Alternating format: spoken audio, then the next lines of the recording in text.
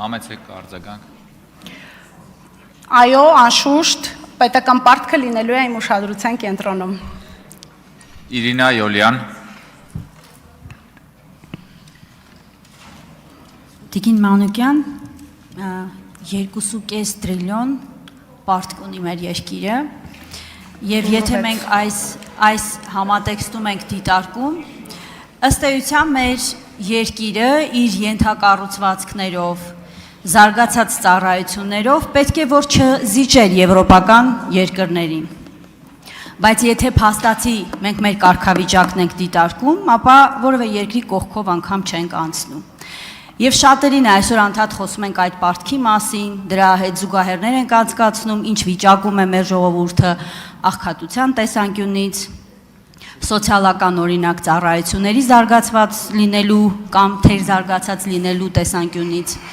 Ուզում եմ հարցնել, բոլորին հետաքրքրում է այդ հարցը, ի վերջո ինչ նպատակներով են ծախսվել այդ գումարները, եթե դրական իմաստով մենք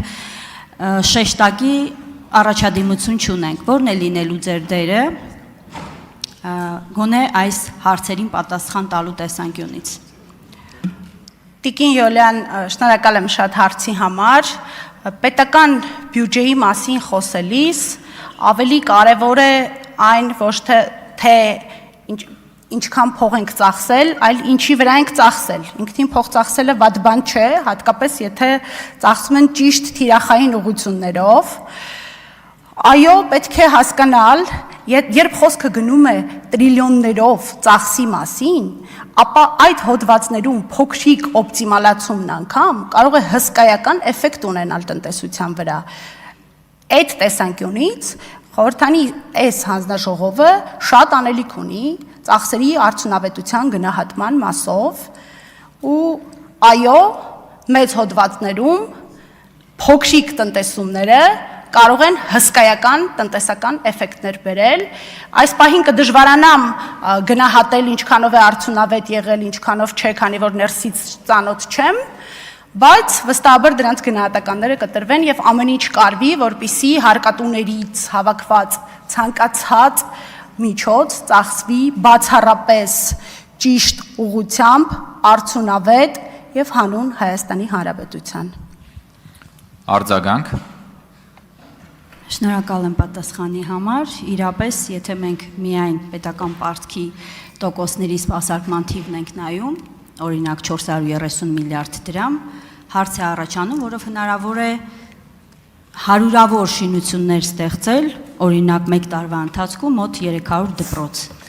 Բայց մենք տարիների ընթացքում տեսնում ենք, որ ոչ թե աշխատանքը դանդաղում է, այլ ընդհակառակը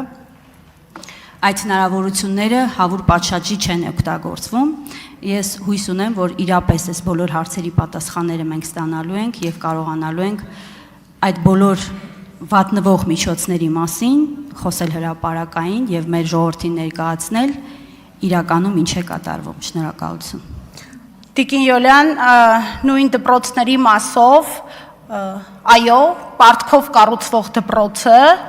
ինքնին խնդիր է, հատկապես խնդիր է, երբ դպրոցի կառուցումը չի տեղավորվում ժամկետների մեջ, այսինքն այդ պարտքի սպասարկումը գնում է, տոկոսները վճարվում են,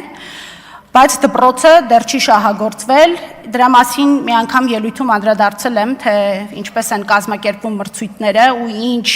բյուրոկրատական ու անկազմակերպ գործընթացների պատճառով այդ պրոցեսները երկարում են, բայց դա երկար խոսելու նյութ է, դրան կանդրադառնամ անպայման նորից։ Ծովինար Վարդանյան։ Շնորհակալություն։ Տիկին Մանուկյան, խնդրում եմ ինձ ասել, թե